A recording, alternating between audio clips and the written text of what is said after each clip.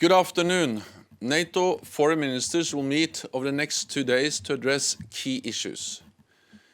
We will discuss the NATO 2030 project and the continued adaptation of our alliance, as well as Russia's military buildup, the rise of China, and our mission in Afghanistan.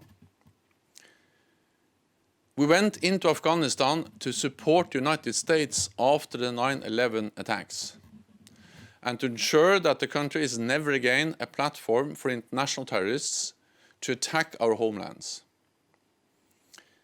We have been there for almost 2 decades, and the country has come a long way. We now see an historic opportunity for peace. It is fragile, but it must be seized. As part of the peace process, we have adjusted our presence.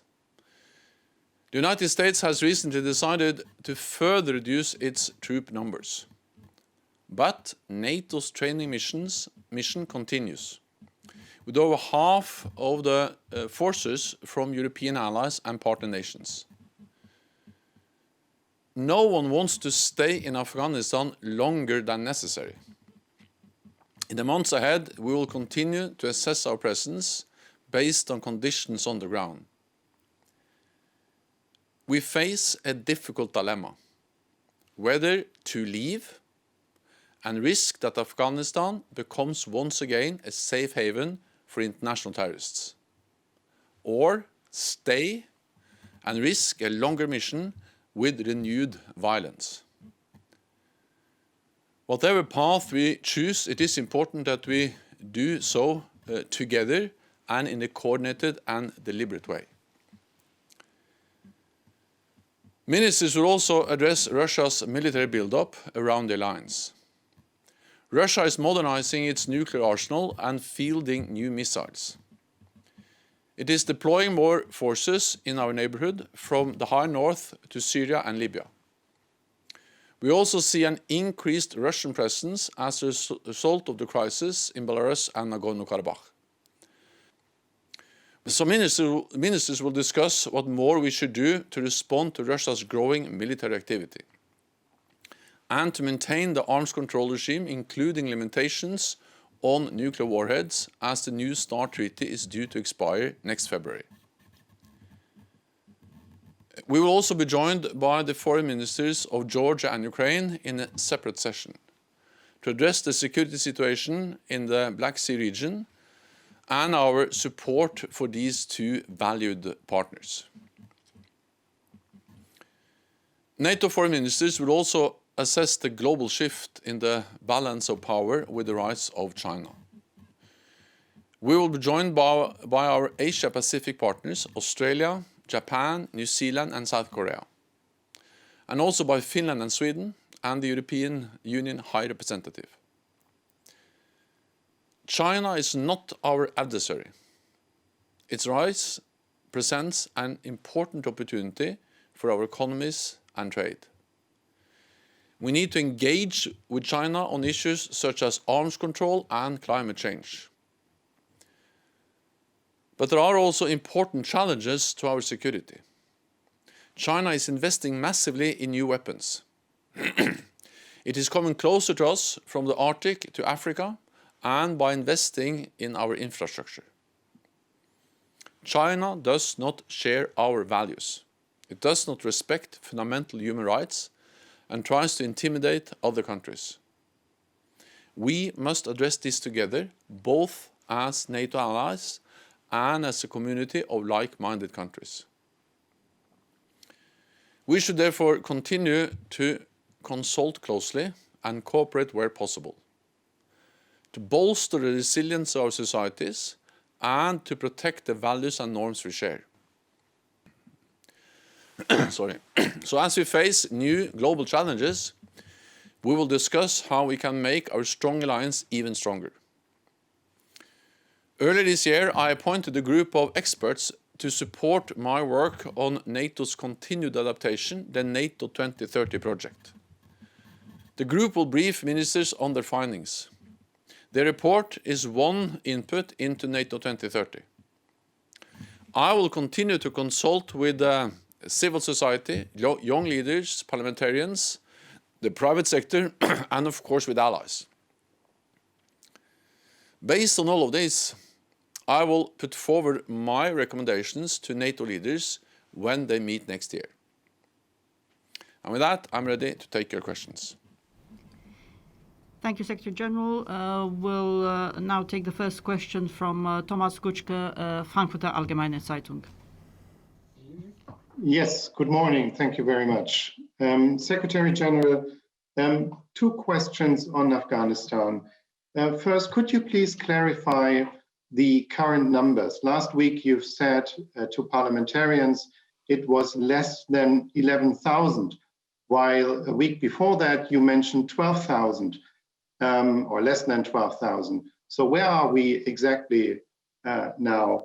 And the second question, which signal is NATO sending to the Taliban when it has been reducing its troop presence in Afghanistan since the beginning of the year with increasing levels of violence and no truce, no real truce in sight and no real concessions by the Taliban in the peace talks so far? Thank you. First of all, I think we have to understand that NATO has adjusted and changed the number of troops in Afghanistan over many, many years. Not so many years ago, we had more than 100,000 troops in a big combat operation. Then after that, we have gradually reduced our presence. And now we are, well, let me say roughly 11,000, but this varies a bit, but roughly 11,000 troops in a train, assist and advise mission.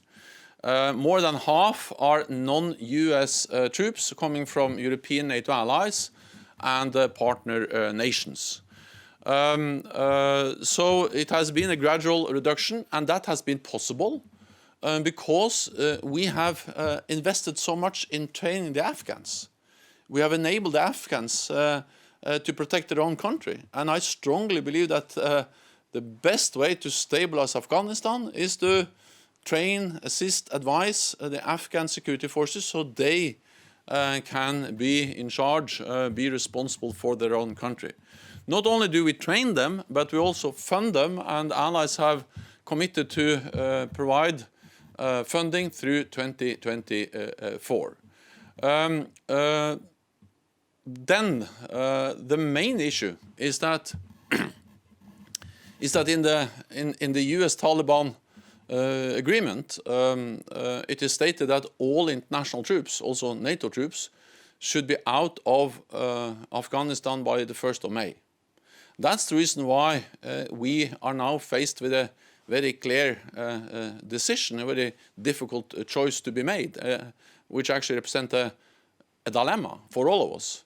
And that is either to stay because we assess that Taliban is not living up to their part of the agreement, not delivering on their promises, but then of course risk continued fighting, long-term continued military involvement in Afghanistan, or to leave, but then risk jeopardizing the gains we have made in fighting international terrorism and preventing Afghanistan from being a platform for launching attacks against our countries.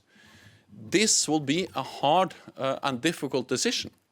And there is no way to try to deny that. But my message to allies, when we are going to discuss this tomorrow, but also as we prepare for the upcoming defense ministerial meeting in February, where I expect a final decision to be made on this issue, is that whatever we do, whatever the final conclusion will be, we need to stay coordinated and we need to act in an orderly way.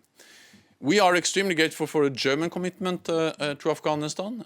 Germany has been there for many, many years. One of the largest force contributors to our mission in Afghanistan. And Germany does exactly what NATO is aiming at, and that is to help and train the Afghans. You are responsible for the presence in the north. You are a lead nation, framework nation there. And therefore Germany, of course, will be part of this consultation, and I will consult closely with Berlin as we move forward. For the next question, we go to London. Keir Simmons from NBC. Thank you very much, Secretary General. Have you had, or could you describe any communication that you have had with President-elect Biden or his transition team, in particular in regard to the decision over Afghanistan? This, of course, is a pivot point in politics in America. And does that make the decision over Afghanistan for America's NATO allies that much more difficult? I had an excellent phone call with President-elect Joe Biden. We have known each other for a long time, and his background as Vice President, as a former Chairman of the Senate Foreign Relations Committee, gives him a lot of experience when it comes to security issues in general and NATO in particular. And I know Joe Biden as a very committed supporter of the cooperation, the bond between North America and Europe and of NATO. I'm looking forward to working with him and also with Kamala Harris, the Vice President-elect, and they have all both expressed strong support to NATO. There is one president at a time in the United States, so now we are working with the current administration. After the transition in January, we are of course working with the incoming Biden administration. We will then work with what is then going to be the Biden administration. In my phone call with President-elect Joe Biden, I underlined the importance of Afghanistan, and I also pointed out the dilemma we face, that of course there is a price if we decide to stay, but there will also be a price if we decide to leave. The price of staying is of course continued military involvement in Afghanistan, price in treasure and in blood. The price of leaving is the risk of jeopardizing the gains we have made. And I think it's better to be honest that there is no easy solution to that dilemma, but I look forward to discussion with foreign ministers tomorrow, and then to continue this, and then also to make the decision with the new Biden administration next year. And for the next question, we go to Alexia Tassouli from Open TV Greece. So, thank you, Secretary General. My name is Alexia Tassouli. I'm a diplomatic correspondent from Greece. My question is about the developments in Eastern Mediterranean. You have announced that the confliction mechanism was established between Greece and Turkey following your efforts and talks between the two countries. But we have seen escalation instead of de-escalation since the Turkish vessel Oruç Reis stayed in the area, which also included the Greek continental shelf, for months. And Turkey has carried out exercise near Greek islands, demanding their demilitarization.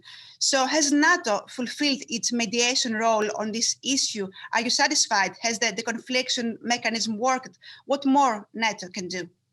Thank you. Also, I continue to be concerned about the situation in the Eastern Mediterranean. And that's also the reason why we continue to work on how can we help to deconflict, how can we help to reduce tensions. I also clearly stated that when the ship Oruç Reis is in port, as it is from today, as far as I have been informed, that helps to reduce tensions and makes it easier to make progress also on deconfliction.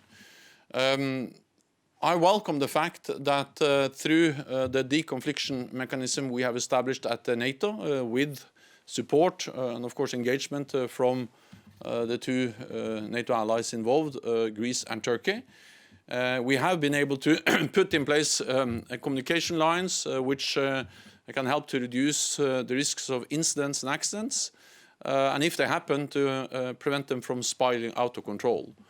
We have also been able to cancel some military exercises on the national days of Greece and Turkey. I have put forward proposals on how to further strengthen this mechanism and how to further reduce the risks for incidents and accidents.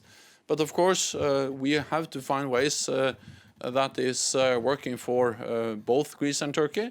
But I will continue to work on this because for me it is important that NATO as an alliance, when there are differences, disagreements as we now see between Greece and Turkey, that NATO is a platform where we can sit down and in an open way address differences, but also try to find positive steps in the right direction.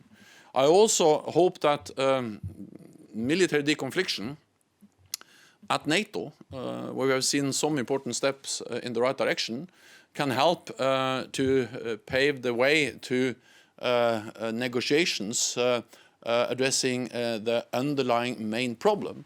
And this is something Germany is working on, but also some other countries.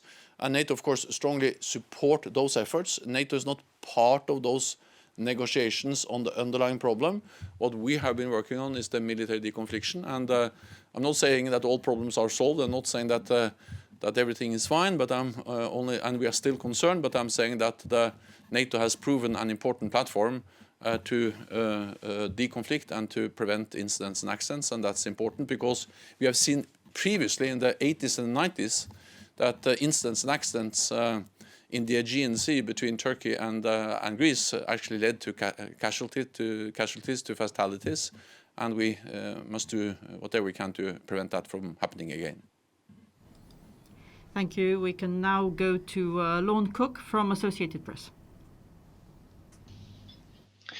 Yes, Secretary General, good afternoon. I hope you can hear me okay. I have a question on the future of NATO and the report is going to be submitted tomorrow. Russia sees one of NATO's major weaknesses as being its slow decision-making, especially as more countries are joining. And some of the actions by allies are starting to make me wonder if sometimes do they really share the same idea about collective defense, whether it's the US unilaterally taking troops out of Afghanistan or Turkey using the S-400s, tensions in the Eastern Mediterranean that are involving 4 allies, among other things. So in terms of NATO 2030, how can the alliance change this? Isn't it time for NATO to shift to some other kind of formula than unanimity? And what kind of suggestions have you seen in the Reflection Group report that would improve the political aspects of decision-making? As the report will be discussed by foreign ministers tomorrow, so I think I will wait until that discussion to go more into details about the report. What I can say is that I appointed this group to support me in my work on NATO 2030, because I will, based on the input from the report, but also based on input and guidance from many other, so from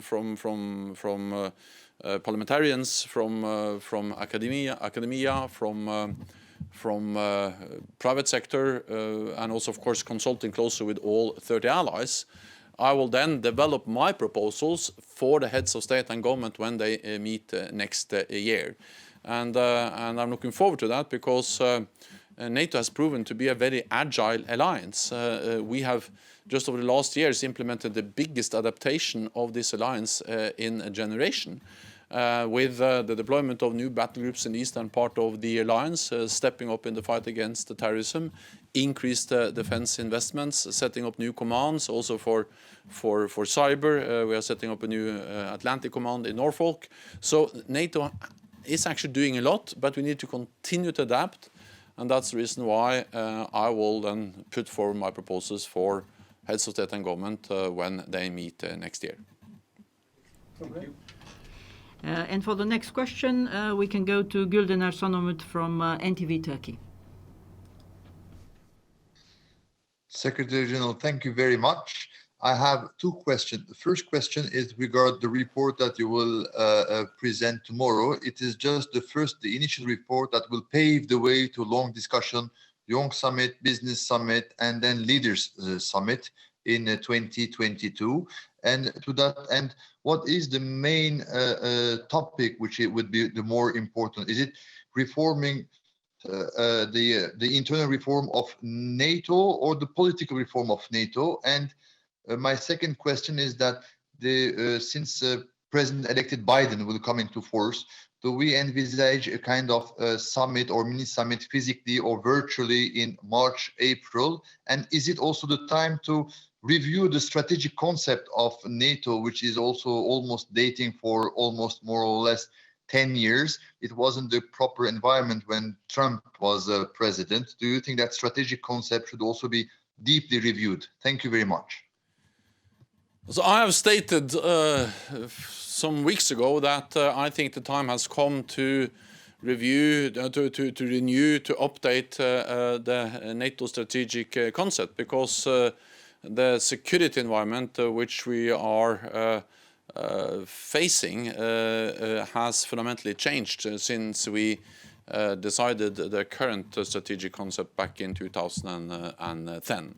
Then I have invited Joe Biden, President-elect Joe Biden, to a NATO summit in Brussels early next year. The specific date is not yet decided, but there will be a NATO summit, and of course all NATO leaders will be there, and of course also the newly elected President-elect Joe Biden. And I'm looking forward to welcoming President Biden then next year to a NATO summit here in Brussels, because that's the best way for all allies, heads of state and government, to meet, to sit down. And at that summit, I will also put forward my proposals on how to continue to strengthen, how to continue to adapt NATO as an agile and strong alliance. My objective with NATO 2030 is that we have to make sure that NATO continues to be a strong military alliance that also requires continued investments, also to keep our technological edge, that NATO becomes a stronger political alliance to address a wide range of security challenges. And NATO is unique because NATO is the only institution, the only organization that brings together North America and Europe every day here at NATO, in NATO. And we need to use that platform to further strengthen the transatlantic bond, but also to have open discussions when there are differences and disagreements between allies. Because then NATO is a platform to address those differences, as we, for instance, have done in the Eastern Mediterranean, where there are differences between NATO allies, but where NATO has provided a platform to at least deconflict, to help to reduce the tensions. So I'm looking forward to continue the project NATO 2030 and to have a discussion then with the foreign ministers tomorrow, but then after that continue the work and then present my proposals for heads of state and government. Thank you. The next question comes from Evelyn Kaldoja from Postimees in Estonia. Evelyn, please go ahead. Yes, hi. I would like to ask about Afghanistan. What does it mean for Resolute support, as far as you know, the US troop withdrawal? The US troop withdrawal will, of course, reduce the US presence in Afghanistan, but the NATO training mission will continue in its current configuration, meaning that we will maintain the different bases, including the German-led base in North, Mashhad, and then the Italian-led in the West, Herat. And then, of course, the NATO presence, for instance, in Kabul, where Turkey has a lead role at the airport, and we have UK troops, and we have, of course, also Estonian troops in Afghanistan. And the NATO training mission will continue, and European NATO allies and partner nations have all stated clearly that they will continue sustain their troop levels in Afghanistan. So the NATO training mission will continue, also because the US has made clear that the reduction of troop numbers will not undermine US will still be committed to and still be able to deliver key enablers for the rest of the NATO training mission, meaning, for instance, air transport, medical support, intelligence, and so on. So with continued US enablers, with a continued commitment from European allies, we will continue our training mission in Afghanistan. But having said that, we are also now preparing for a very hard and difficult decision next year, when we have to assess the progress in the peace process. We welcome, of course, the peace talks taking place in Doha. That's an historic opportunity. It's the first time Taliban and the Afghan government negotiate, sit down, meet at the same table. These talks are fragile. These talks are difficult. There is no guarantee for success, but they are the best and actually now the only path to peace. And therefore, this historic opportunity has to be seized. We call on Taliban to meet all their obligations to deliver what they have promised, but I also call on the Afghan government to seize this historic opportunity for peace and to negotiate in good faith. Then we need, together with the new Biden administration next year, to make an assessment of whether we believe that the conditions are in place, that Taliban has delivered what they promised, to agree to a degree that makes it possible for us to leave or stay. And again, as I said, if we stay, then we risk continued involvement in a very difficult military conflict and increased violence. But if we leave, we risk to lose the gains we have made over decades or two decades in Afghanistan. And it is important that we prevent Afghanistan from becoming a safe haven for international terrorists. And for instance, we have seen ISIS trying to get a foothold in Afghanistan, and it is important to prevent the Taliban from trying to re-establish the terror caliphate they lost in Iraq and Syria, to try to re-establish that in Afghanistan. So I'm only preparing all allies and all partners on a challenging, difficult dilemma and decision we have to make together with the new administration in the United States, as allies, as partners, early next year. The next question goes to Tamara Nutsubidze from Georgian TV.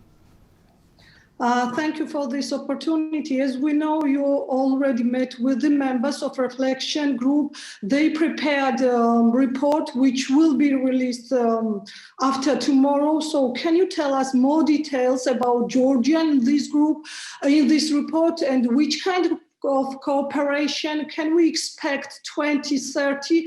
And also very important issue about the membership action plan.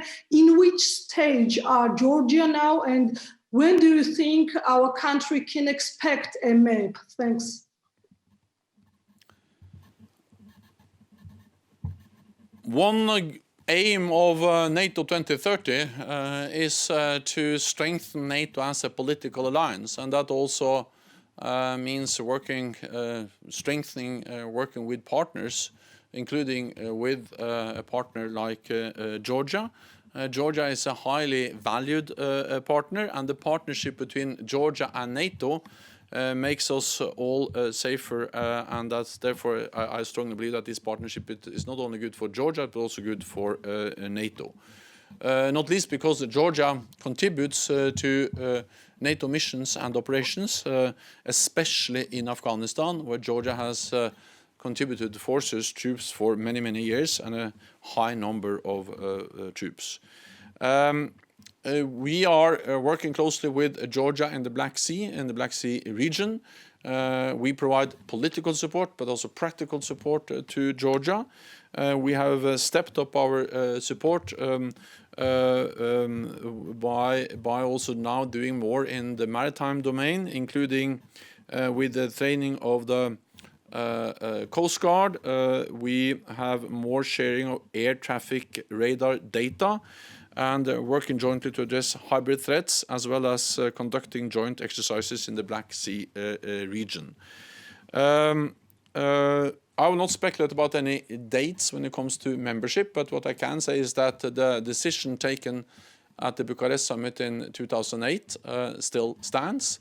I strongly believe that the best way for Georgia to move towards further, closer to NATO, is by continuing to implement reforms to modernize their security and defense institutions, and NATO allies and the NATO are providing support, and we also have more NATO presence in Georgia, for instance with the NATO training center outside Tbilisi.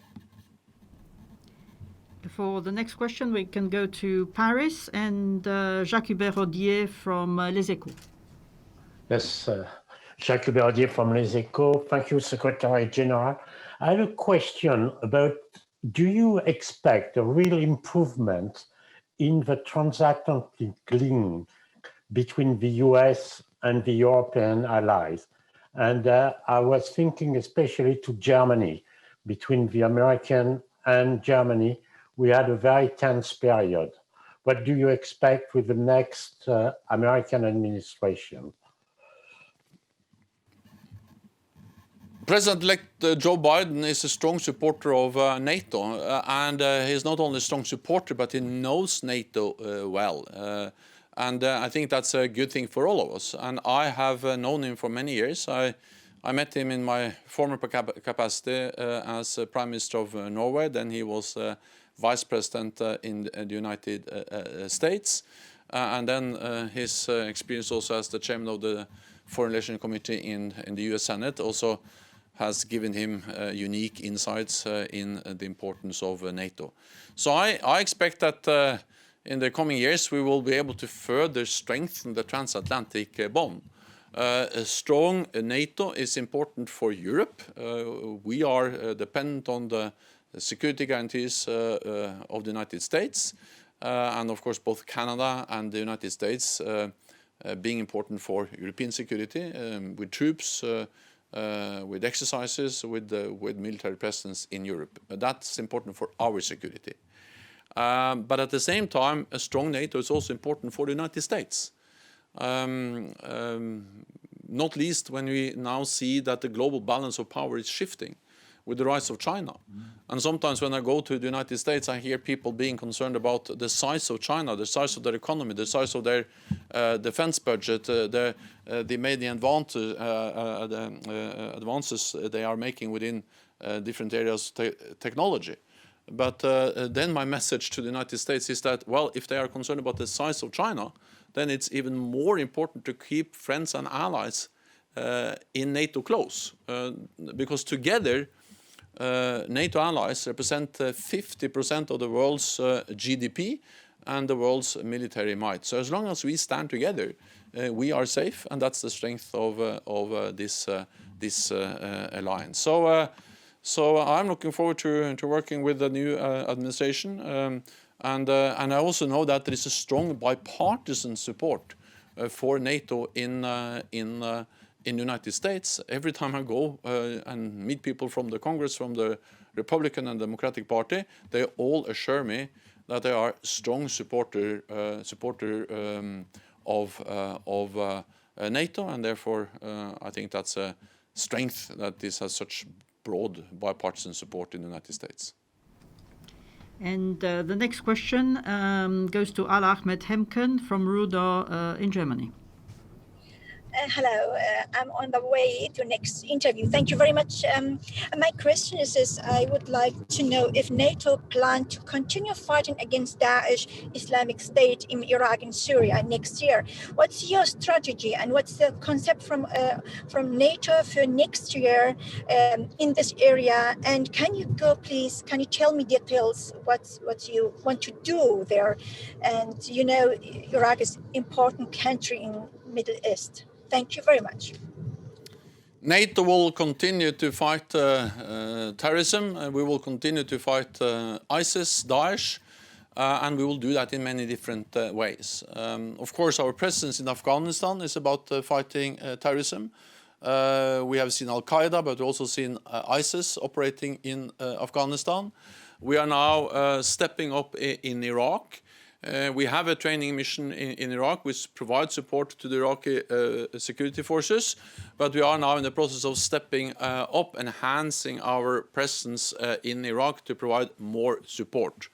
And NATO is, of course, a member of the US-led global coalition to fight Daesh, ISIS. We are also working with all the partners in the region, like Tunisia, like Jordan, and other countries, to help them fight terrorism, build capacity, and provide help in different ways. I think that perhaps the most important message I have on fighting terrorism is that the best weapon we have is to train local forces. So that's exactly what we now have done for several years in Afghanistan. And that has also made it possible for us to reduce our military presence. And then the Afghan security forces are doing more and more. And that's also the aim in Iraq. We need to prevent ISIS from returning. The best way of doing that is to enable the Iraqi security forces to be able to fight Daesh and to become stronger. So we will, NATO as a training alliance, NATO as an alliance, a platform where we support, train, assist and advise security forces in countries like Iraq or Afghanistan are key tools in the fight against international terrorism. The next question goes to Shershan Awabi in Kabul from Pasbanan Media Group. Yeah, we seem to be having problems with that question from Kabul, so we'll go to Bucharest next. Robert Lupitu from Calea Europeană. Thank you so much. Mr. Secretary General, you mentioned that in your introductory remarks that you will have a discussion on the Black Sea region. So I want to ask you, how does NATO intend and how will NATO continue to strengthen its defense posture in the Black Sea, considering also the incoming Biden administration, and what's your take on that for the Black Sea? And also given the recent exercises that both allies, Romania and the United States, had in the Black Sea, in the Mihail Cogălnicianu Air Base a few days ago. Thank you. The Black Sea region is of strategic importance for NATO and all NATO allies. And we are working closely with our two highly valued partners, Georgia and Ukraine, in the Black Sea region. And of course also three NATO allies, Turkey, Bulgaria and Romania, are littoral states. So NATO has a significant presence in the Black Sea region. We have maritime presence. We recently had allied ships exercising there. And we also have a deployment of a training brigade, a Romanian-led multinational brigade in Romania. We have increased the NATO presence in the Black Sea region, and we are working closely with Ukraine and Georgia as partners, because we have seen that Russia has violated the territorial integrity and sovereignty of these two countries, with the illegal annexation of Crimea and the presence of Russian forces in parts of what is actually recognized Georgian territory.